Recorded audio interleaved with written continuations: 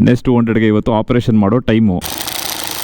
ಈ ತರ ಹಿಂಸೆ ಕೊಟ್ರೆ ಜನಗಳಿಗೆ ಯಾರು ಬದುಕ್ತಾರೆ ಸರ್? ಟಾಟಾದಲ್ಲಿರುವಂತ ಮೋಸ್ಟ್ ಎಕ್ಸ್ಪೆನ್ಸಿವ್ ಕಾರು, ನಮ್ಮ ದೇಶದಲ್ಲಿ ಪ್ರೊಡ್ಯೂಸ್ ಆಗಿರುವಂತ ಫಾಸ್ಟೆಸ್ಟ್ ಕಾರು. ಅವ್ರು ಇಷ್ಟು ಮಾಡಿದ್ರು, ನಾವ್ ಇಷ್ಟು ಮಾಡಿ ತೋರಿಸಿದ್ವಿ. ಎಲ್ಲಾ ಟಾಟಾ ಇವಿಗಳು ಒಂದೇ ತರ ಇರೋದು ಗುರು. ಪರ್ಫಾರ್ಮೆನ್ಸ್, ಬ್ಯಾಟರಿ ಕೆಪಾಸಿಟಿ ಬಿಟ್ರೆ ಇಂಟೀರಿಯರ್ ಎಲ್ಲ ಸೇಮ್ ಇರುತ್ತೆ. ನನಗೂ ಅದನ್ನ ತೋರಿಸಿ ಸಾಕಾಗಿದೆ. ಸೊ ಹ್ಯಾರಿಯರ್ ಇವಿ ಗಾಡಿಗಳನ್ನ ಯಾರ್ಯಾರು ತಗೋಬೇಕು ಅವ್ರಿಗೋಸ್ಕರ ಇದೊಂದು ಓನರ್ಶಿಪ್ ರಿವ್ಯೂ ಆಗ್ತಾ ಇದ್ದೀನಿ.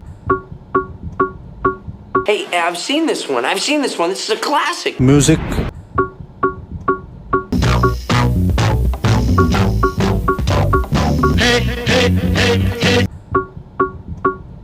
ನಮ್ಮೂರ ಸಂತೆಲಿ ಫ್ರಂಕ್ ಇದು ಅದು ಏನೋ ಗೊತ್ತಾ ಬ್ರೋ, ಈಗ ನೆಕ್ಸ್ಟ್ ಫ್ಯೂಚರಲ್ಲಿ ಬ್ಯಾಟ್ರಿ ಎಲ್ಲ ಹಾಕ್ಸ್ಕೊಂಡಾಗ ಇಂಜಿನ್ ಹಾಕ್ಸ್ಕೊಳ್ಳಿ. ನನ್ ನೋವೇನಂತ ನನಗ್ ಗೊತ್ತು, ನಾನ್ ಹೆಂಗ್ ತರ್ಕೊಂಡಿದೀನಿ ನನಗ್ ಗೊತ್ತಾಗುತ್ತೆ, ನಿಮ್ಗೆ ಹೆಂಗ್ರಿ ಅರ್ಥ ಆಗ್ಬೇಕು. ಜನ ಮುಂಚೆ XUV-ಗಳನ್ನ ತಗೋತಾ ಇದ್ರು, ಆಮೇಲೆ ಹ್ಯಾರಿಯರ್ ನ ತಗೊಳಕ್ ಶುರು ಮಾಡಿದ್ರು. ಇವಾಗ ಹ್ಯಾರಿಯರ್ ಅಲ್ಲಿ ಎಲೆಕ್ಟ್ರಿಕ್ ವೇರಿಯಂಟ್ ಬಂದಿದೆ.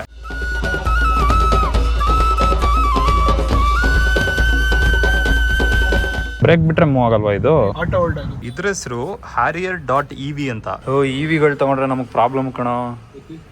BMC ಸೇಲ್ ಮಾಡಕ್ಕಾಗಲ್ಲ, ಪಕೆಲೋ ಸೇಲ್ ಮಾಡಕ್ಕಾಗಲ್ಲ, ನಾನಿನ್ನ ಮೇಲೆ ಮುಟ್ಟಿದ್ದೆಲ್ಲ ನೋಟು. ಸೈಡ್ ಇಂದ ನೋಡೋಕೆ ಪ್ರಪೋರ್ಷನ್ ಸೇಮ್ ಹ್ಯಾರಿಯರ್ ತರಾನೇ ಕಾಣುತ್ತೆ, ಏನು ಡಿಫ್ರೆನ್ಸ್ ಇಲ್ಲ. ಆದ್ರೆ ಒಂದಷ್ಟು ಡಿಸೈನ್ ಎಲಿಮೆಂಟ್ಸ್ ಇಂದ ನಿಮ್ಗೆ ಗೊತ್ತಾಗುತ್ತೆ ಇದು ಎಲೆಕ್ಟ್ರಿಕ್ ಅಂತ. ನಮ್ಮ ದೇಶದಲ್ಲಿ ಹ್ಯಾರಿಯರ್ ಗೆ ಹೆವಿ ಫ್ಯಾನ್ ಬೇಸ್ ಇದೆ. ಹ್ಯಾರಿಯರ್ ಬಿಡಿ, ಟಾಟಾಗೆನೆ ಹೆವಿ ಫ್ಯಾನ್ ಬೇಸ್ ಇದೆ. ಈಗ್ಲೂ ಸುಮಾರು ಜನ ನಾನು ಟಾಟಾದವ್ರದ್ದು ಸರ್ವಿಸ್ ಚೆನ್ನಾಗಿಲ್ಲ ಅಂದ್ರೆ ನನಗೆ ವಾಪಸ್ ಬೈತಾರೆ. ಏನಕ್ಕೆ ಅಂದ್ರೆ ಜನಕ್ಕೆ ರತನ್ ಟಾಟಾ ಅವ್ರ ಮೇಲೆ ಇರುವಂತ ಪ್ರೀತಿ. ಇದರಲ್ಲಿ 3 ವೇರಿಯಂಟ್ ಬರುತ್ತೆ. ಒಂದು 65 ಕಿಲೋವ್ಯಾಟ್ ಆರು, ಒಂದು 75 ಕಿಲೋವ್ಯಾಟ್ ಆರು, ಇನ್ನೊಂದು 4 ವೀಲ್ ಡ್ರೈವ್. ಇದು ಮಿಡ್ ವೇರಿಯಂಟ್ 75 ಕಿಲೋವ್ಯಾಟ್ ಆರು. 4 ವೀಲ್ ಡ್ರೈವ್ ಗೆ ನೀವೇನಾದ್ರೂ ಹೋದ್ರಿ ಅಂದ್ರೆ ಎಲ್ಲಿಂದ ತರ್ಲಿ ದುಡ್ಡು? ಪ್ರಿಂಟಿಂಗ್ ಮಿಷಿನ್ ಇದೆಯಾ?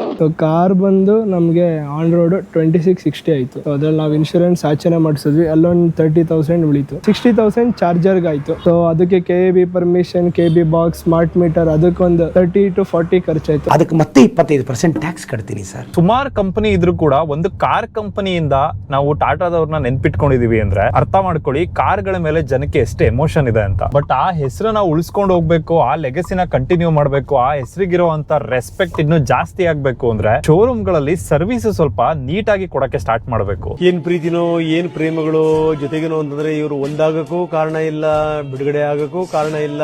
ಸೆನ್ಸರ್ ಗಳನ್ನ ಕೊಟ್ಟಿದ್ದಾರೆ, ಇದನ್ನ ಪ್ರಾಕ್ಸಿಮಿಟಿ ಸೆನ್ಸರ್ ಅಂತ ಕರೀತಾರೆ. ಫೈಬರ್ ಬಾಡಿ ಇದೆ, ಫೈಬರ್ ಕ್ಲಾಡಿಂಗ್ ಇದೆ, ಇಲ್ಲಿ ಹೆಡ್ ಲೈಟ್ ಇದೆ, ಇಲ್ಲಿ ಮಧ್ಯ ಹ್ಯಾರಿಯರ್ ಅಂತ ಬರ್ತಿದ್ದಾರೆ. ನಾನು ಫಸ್ಟ್ ಟೈಮ್ ಹ್ಯಾರಿಯರ್ ರಿಲೀಸ್ ಆದಾಗ ಇದನ್ನ ಹೆಡ್ ಲೈಟ್ ಅನ್ಕೊಂಡ್ಬಿಟ್ಟಿದೆ. Harrier.EV ಟಾಪ್ ಎಂಡ್ ಕಾರ್ ಅಲ್ಲಿ ಆಲ್ಮೋಸ್ಟ್ 400 BHP ಇದೆ. ಅದನ್ನ ನಾವೇನಾದ್ರೂ ಒಂದು ಡೀಸೆಲ್ ಕಾರ್ ಅಲ್ಲಿ ಅಥವಾ ಪೆಟ್ರೋಲ್ ಕಾರ್ ಅಲ್ಲಿ ತರಬೇಕು ಅಂದ್ರೆ ಲಕ್ಷಾಂತರ ರೂಪಾಯಿ ಸುರಿಬೇಕು ಮಾಡಿಫಿಕೇಶನ್ ಗೆ. No comments.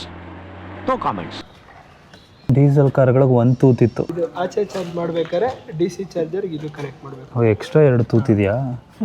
ನವರಂಧ್ರಗಳೇ ಇದೆಯಲ್ಲ ಅವರು ಇಲ್ಲಿ. ಇದರಲ್ಲಿ ಮುಂದ್ಗಡೆ ಒಂದು ಕ್ಯಾಮ್ರಾ ಕೊಟ್ಟಿದ್ದಾರೆ, ಸೈಡ್ ಅಲ್ಲಿ ಕ್ಯಾಮ್ರಾ ಇದೆ, ಹಿಂದ್ಗಡೆನೂ ಕ್ಯಾಮ್ರಾ ಇದೆ. ಇಲ್ಲಿ 360 ವ್ಯೂ ಇದೆ ನೋಡಿ, ಸುತ್ತ ಯಾರ್ಯಾರು ಓಡಾಡ್ತಾರೆ ಎಲ್ಲ ಕಾಣುತ್ತೆ. ನಿಮ್ಗೆ ಪಾರ್ಕಿಂಗ್ ಎಲ್ಲ ಮಾಡಕ್ ಹೆವಿ ಈಸಿ ಆಗ್ಬಿಡುತ್ತೆ. ಮುಂಚೆ ಎಲ್ಲ ಎಲೆಕ್ಟ್ರಿಕ್ ಕಾರ್ಗಳನ್ನ ಒಂದು ಎಕನಾಮಿಕಲ್ ಟ್ರಾನ್ಸ್ಪೋರ್ಟ್ ಆಪ್ಷನ್ ಆಗಿ ಇಟ್ಕೋತಾ ಇದ್ರು. ಆದ್ರೆ ಟಾಟಾದವರು ಈ ಹ್ಯಾರಿಯರ್ ಇಂದ ಅದನ್ನ ಚೇಂಜ್ ಮಾಡ್ಬಿಟ್ಟಿದ್ದಾರೆ. ಯಾವ ಮಟ್ಟಕ್ಕೆ ಫುಲ್ ತಗೊಳತಿದ್ದು ಅಂದ್ರೆ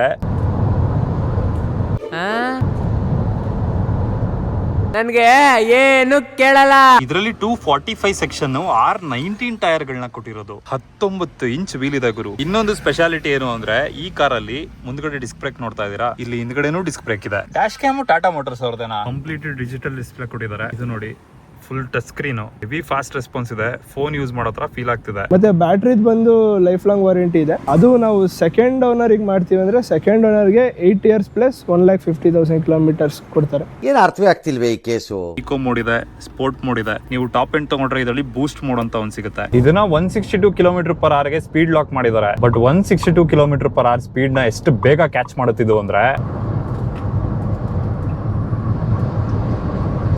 ಸೈಲೆಂಟ್ ಆಗಿ ಹೋಗುದು ಗುರು. ಇದು ಗೊತ್ತು ಆಗೋದಿಲ್ಲ ನಿಮ್ಗೆ. ಅಟ್ಲೀಸ್ಟ್ ಪೆಟ್ರೋಲ್ ಡೀಸೆಲ್ ಕಾರ್ಗಳಲ್ಲಿ ಎಂಜಿನ್ ಹೊಡ್ಕೋತಾ ಇರುತ್ತೆ ಲಬ ಲಬ ಲಬ ಲಬೋ ಅಂತ.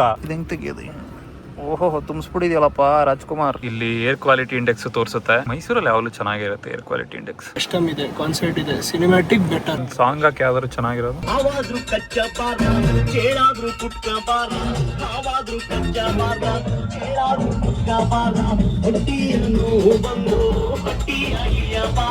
ಏನ್ ಇಷ್ಟು ಜೋರಾಗಿದೆ. ಇಲ್ಲಿ ಟಾಟಾ ಲೋಗೋ ಏನ್ ನೋಡ್ತಾ ಇದೀರಾ, ಇದು ಇಲ್ಯುಮಿನೇಟ್ ಆಗುತ್ತೆ.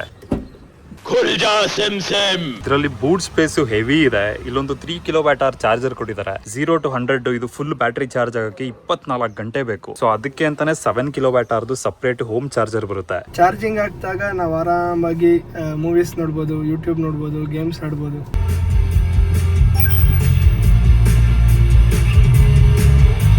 ಪ್ರಪಂಚ ತಲೆಕೆಳಗಾರು ಸರಿ, ಇವತ್ತು ರಾತ್ರಿ ಅವಳು ನಂಗೆ ಬೇಕು. NS200 ಅಲ್ಲಿ ಕ್ಲಿಪ್ ಆನ್ ಹ್ಯಾಂಡಲ್ ಬಾರ್ಗಳು ಬರುತ್ತೆ. ಆದ್ರೆ ನನಗೆ ಅಪ್ರೈಟ್ ಹ್ಯಾಂಡಲ್ ಬಾರ್ ಬೇಕಿತ್ತು. ಈ ಕನ್ವರ್ಷನ್ ಕಿಟ್ಗೆ 1,500,000 ಆಯ್ತು. ಹ್ಯಾಂಡಲ್ ಬಾರ್ಗೆ ಸಪರೇಟ್ 1,500,000 ಆಗ್ಬೇಕಿತ್ತು. ಆದ್ರೆ ನನ್ನ ಹತ್ರ ಆಲ್ರೆಡಿ KTM Duke 390 ಹ್ಯಾಂಡಲ್ ಇತ್ತು, ಅದನ್ನೇ ಯೂಸ್ ಮಾಡ್ಕೊಂಡಿದ್ದೀನಿ. ಏನ್ ಸೆಕ್ಸಿ ಆಗಿದೆ ನೋಡಿ. ಈ ಗಾಡಿನಲ್ಲಿ ಪವರ್ ಏನೋ ಜಾಸ್ತಿ ಕೊಟ್ಟಿದ್ದಾರೆ, ಬಟ್ ಮೇಜರ್ ಪ್ರಾಬ್ಲಮ್ ಆಗ್ತಾ ಇರೋದು ಎಲ್ಲಿ ಅಂದ್ರೆ ಕೊಟ್ಟಿರುವಂತ ಪವರ್ ಗೆ ಪ್ರಾಪರ್ ಆಗಿರುವಂತ ಹ್ಯಾಂಡ್ಲಿಂಗ್ ಕೊಟ್ಟಿಲ್ಲ. ನಾನು ಇವತ್ತು ಕೊಡಲ್ಲ, ಮುಂದಿನ ತಿಂಗಳು ಕೊಡ್ತೀನಿ. ಮುಂದಿನ ವರ್ಷ ಕೊಡ್ತೀನಿ. ಆಕ್ಚುಲಿ ಎಲೆಕ್ಟ್ರಿಕ್ ಕಾರ್ ಅಲ್ಲಿ ಒಂದು ಅಡ್ವಾಂಟೇಜ್ ಏನು ಅಂದ್ರೆ ಬ್ಯಾಟ್ರಿ ಕೆಳಗಡೆ ಇರೋದ್ರಿಂದ ಮುಂದ್ಗಡೆ ಆದಷ್ಟು ಸ್ಪೇಸ್ ಖಾಲಿ ಇರುತ್ತೆ. ಸೊ ಇಲ್ಲೂ ಸ್ಟೋರೇಜ್ ಫೆಸಿಲಿಟಿ ಕೊಟ್ಟಿರ್ತಾರೆ. ಓಹೋ, ನೆಕ್ಸ್ಟ್ ಟೈಮ್ ಗೋವಾಗೆ ಹೋಗ್ಬೇಕಾದ್ರೆ ಕಾರ್ ಕೊಡು, ಎಣ್ಣೆ ಸಾಗಿಸ್ಬೋದು, ಯಾರಿಗೂ ಗೊತ್ತಾಗಲ್ಲ. ಇಮಿಡಿಯೇಟ್ ಆಕ್ಷನ್ ತಗೊಳ್ಳಿ. ಈಗಲೇ ಹೊರಟೆ ಸರ್. ಹ್ಯಾರಿಯರ್ ಅಲ್ಲಿ ಮತ್ತೆ ಟಾಟಾದಲ್ಲಿ ಬರುವಂತ ಎಲ್ಲಾ ಎಲೆಕ್ಟ್ರಿಕ್ ಕಾರ್ ಅಲ್ಲೂ LPF ಬ್ಯಾಟ್ರಿಗಳನ್ನ ಹಾಕಿದ್ದಾರೆ. ಇದು ಸ್ವಲ್ಪ ಕಾಸ್ಟ್ ಎಫೆಕ್ಟಿವ್ ಆಗಿರುತ್ತೆ. ಏನಕ್ಕೆ ಅಂದ್ರೆ ಇದರಲ್ಲಿ ಕೋಬಾಲ್ಟ್ ಮತ್ತೆ ನಿಕಲ್ ಇರೋದಿಲ್ಲ. ಜೊತೆಗೆ ನಾರ್ಮಲ್ ಬ್ಯಾಟ್ರೀಸ್ ಗೆ ಕಂಪೇರ್ ಮಾಡಿದ್ರೆ ಲೈಫ್ ಟೈಮ್ ಜಾಸ್ತಿ ಬರುತ್ತೆ. ಎಕಾನಮಿಕ್ ಹಾಕಿ ರೀಜನ್ ಮೋಡ್ ಅಂತ ಬರುತ್ತೆ. ರೀಜನ್ ಮೋಡ್ ಅಲ್ಲಿ ಹಾಕಿದ್ರೆ ಅಪ್ರಾಕ್ಸ್ 450 ಮಿನಿಮಮ್ ಬಂದೇ ಬರುತ್ತೆ. ನಾವು ಸ್ಪೋರ್ಟ್ಸ್ ಮೋಡ್ ಹಾಕೊಂಡು ಓಡಿಸ್ತೀವಿ ಅಂದ್ರೆ ಅಪ್ರಾಕ್ಸ್ 300 to 350 ಕೊಡುತ್ತೆ. ಎಲ್ಲ ನಮ್ ಡ್ರೈವಿಂಗ್ ಮೇಲೆ. ನಮ್ಮಪ್ಪ ಓಡಾಡ್ಸಿದ್ರೆ ಇನ್ನು 500 ಗಿಂತ ಜಾಸ್ತಿನೇ ಬರುತ್ತೆ. ಹಿಂದ್ಗಡೆ ಚಿಕ್ಕ ಆಗ್ಲಿಲ್ವಾ? ಇನ್ನೂ ತೆಗೆದೇ ಇಲ್ಲ ನೋಡಿ. ಸನ್ ಬ್ಲೈಂಡರ್ ಇವಾಗ ಸುಮಾರು ಕಾರ್ಗಳಲ್ಲಿ ಸ್ಟಾಕ್ ಅಲ್ಲೇ ಬರ್ತಿದೆ. ಬಟ್ ಯಾರ್ಯಾರ ಕಾರಲ್ಲಿ ಇಲ್ಲ ಹಾಕಿಸ್ಕೊಳ್ಳೋದು ಒಳ್ಳೇದು. ಕಾರ್ ಇಂಟೀರಿಯರ್ ಕಂಪ್ಲೀಟ್ ಬ್ಲಾಕ್ ಕೊಟ್ಟಿದ್ದಾರೆ ನೋಡಿ. ರೂಫ್ ಬ್ಲಾಕ್ ಕೊಟ್ಟಿದ್ದಾರೆ. ಇಲ್ಲಿ 265 ವ್ಯಾಟ್ ಚಾರ್ಜಿಂಗ್ ಇದೆ. ಇದು EV ಆಗಿರೋದ್ರಿಂದ ಫ್ಲೋರ್ ಫ್ಲಾಟ್ ಬರುತ್ತೆ. ಸೊ ನಿಮಗೆ ಮಧ್ಯ ಹಂಪ್ ಬರೋದಿಲ್ಲ. 3 ಜನ ಆರಾಮಾಗಿ ಕುತ್ಕೋಬಹುದು. ಆದ್ರೆ ಒಂದು ನನಗೆ ಪ್ರಾಬ್ಲಮ್ ಏನ್ ಅನಿಸ್ತಿದೆ ಅಂದ್ರೆ ಇದರಲ್ಲಿ ಇರುವಂತ ಲೆಗ್ ರೂಮ್ ಅಷ್ಟಕ್ಕಷ್ಟೇ ಇದೆ. ಖರ್ಚೆಲ್ಲ ಫಸ್ಟ್ ಸರ್ವಿಸ್ ಫ್ರೀ ಆಗಿ ಬಂತು. 22 rupees per kilowatt ಆಗುತ್ತೆ. ಅದೇ ನಾನು ಮನೇಲಿ ಚಾರ್ಜ್ ಮಾಡ್ತೀನಿ ಅಂದ್ರೆ ಬರೀ 4 rupees kilowatt ಆಗುತ್ತೆ. ಸೊ ನಾನು ಮನೆಯಲ್ಲಿ ಒನ್ ಟೈಮ್ ಚಾರ್ಜ್ ಮಾಡ್ತೀನಿ ಅಂದ್ರೆ ಜಸ್ಟ್ 300 rupeesಗೆ ಫುಲ್ ಚಾರ್ಜ್ ಆಗುತ್ತೆ. 1 ಲಕ್ಷ ಬಂದ್ರೆ 1.5 ಲಕ್ಷಕ್ಕೆ ಖರ್ಚಿಟ್ಟಿರ್ತೀನಿ ಸರ್. ಹಿಂಗ್ ಬಂದಂಗೆ ಹಿಂಗ್ ಹೋಗಿರ್ತದೆ. ಇಲ್ಲಿ ನೋಡಿ ರೀಡಿಂಗ್ ಲ್ಯಾಂಪ್ ಕೊಟ್ಟಿದ್ದಾರೆ. ಇದರಲ್ಲಿ front air bag, curtain air bags ಎಲ್ಲ ಇದೆ. ಸೇಫ್ಟಿಯಲ್ಲಿ ಈ ಕಾರ್ಗೆ 5 ಸ್ಟಾರ್ ರೇಟಿಂಗ್ ಇದೆ. ಕಾರಲ್ಲಿರೋ ಸನ್ರೂಫ್ ನೋಡಿ. ಈ ಕಾರಲ್ಲಿ ರೂಫೇ ಇಲ್ಲ, ಬರೀ ಸನ್ರೂಫೇ ಇದೆ. ಟಾಪ್ ಅಂಡ್ ವೇರಿಯಂಟ್ ಅಲ್ಲಿ ನಿಮ್ಗೆ ಏಡಾಸ್ ಬರುತ್ತೆ. ಈ ಕಾರಲ್ಲಿ ಏಡಾಸ್ ಇಲ್ಲ. ಅದೊಂದು ಮೇಜರ್ ಪ್ಲಸ್ ಪಾಯಿಂಟ್ ಗುರು. ಏಡಾಸ್ ಇಲ್ದಿರೋ ಕಾರ್ಗಳನ್ನ ಓಡಿಸೋದು ನೀವು ಮದುವೆ ಆಗಿ ನೀವೇ ಸಂಸಾರ ಮಾಡ್ದಂಗೆ. ಏಡಾಸ್ ಇರೋ ಕಾರ್ಗಳನ್ನ ಓಡಿಸೋದು ನೀವು ಮದುವೆ ಆಗಿ ಬೇರೆಯವ್ರಿಗೆ ಸಂಸಾರ ಮಾಡಿ ಅಂತ ಬಿಟ್ಟಂಗೆ. ನಾನು ರೀಸೆಂಟ್ ಆಗಿ ಸುಮಾರು ನ್ಯೂಸ್ ಗಳನ್ನ ನೋಡ್ತಾ ಇದ್ದೀನಿ.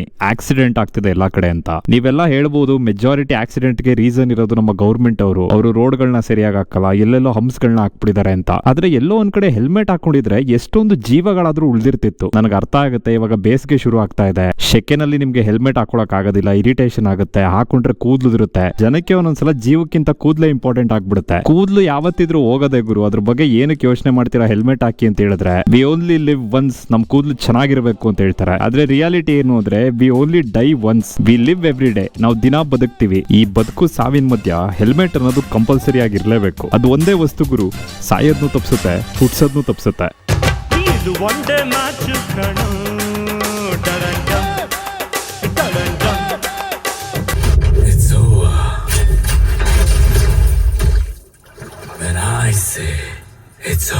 ಫಸ್ಟ್ ಟೈಮ್ ಟೀಸರ್ ಬಿಟ್ಟಾಗ ಸುಮಾರು ಜನ ಅಪೋಸ್ ಮಾಡಿದ್ರು. ಈ ಸಲ ಟೀಸರ್ ಬಿಟ್ಟ ಮೇಲೂ ಒಂದಷ್ಟು ಜನ ಕೆಲಸಗಳನ್ನ ಮಾಡ್ತಾರೆ. ಏನ್ರಲ್ಲ ಕ್ವಾಟ್ಲೆ ನಿಮ್ದು? ಅವ್ನ್ ಕಾಲಲ್ಲಿ ಬಂದ್ರು ಮಾತಾಡ್ತೀರಾ, ಕಾರಲ್ಲಿ ಬಂದ್ರು ಮಾತಾಡ್ತೀರಾ. ಒಟ್ನಲ್ಲಿ ಅವ್ನ ಬಗ್ಗೆ ಮಾತಾಡತ್ತೆ ನಿಮ್ಗೆ. ನೀವು ಮಾತಾಡ್ತೀರಿ, ನಾನು ಎತ್ತರಕ್ಕೆ ಬೆಳಿತೀನಿ ಅನ್ನೋ ಹೋಗ್ರು ಅವನಿಗೆ. ನಿಲ್ಲಿಸ್ಬೇಡ, ಮಾತಾಡ್ತಾ ಇರು. ಹಿಂಗ್ ಹೇಳಿದ್ಮೇಲೂ ಸುಮಾರು ಜನ ನಾನ್ ಹೆಲ್ಮೆಟ್ ಹಾಕಲ್ಲ ಗುರು, ನಾನು ಇರೋದೇ ಹಿಂಗೆ ಅಂತ ನೀವ್ ಯಾರ್ಯಾರು ಹೇಳ್ತಾ ಇದೀರಾ, ದಯವಿಟ್ಟು ನಾಳೆನೆ ಹೋಗಿ ನಿಮ್ ಬಾಡಿನ ಡೊನೇಟ್ ಮಾಡಿ ಬಂದ್ಬಿಡಿ. ಹೆಂಗಿದ್ರು ಒಂದಲ್ಲ ಒಂದಿನ ಟಿಕೆಟ್ ತಗೊಳ್ಳೋದು ಗ್ಯಾರಂಟಿ. ಅಟ್ಲೀಸ್ಟ್ ನಿಮ್ಮಿಂದ ಸೊಸೈಟಿಗಾದ್ರೂ ಯೂಸ್ ಆಗ್ಲಿ.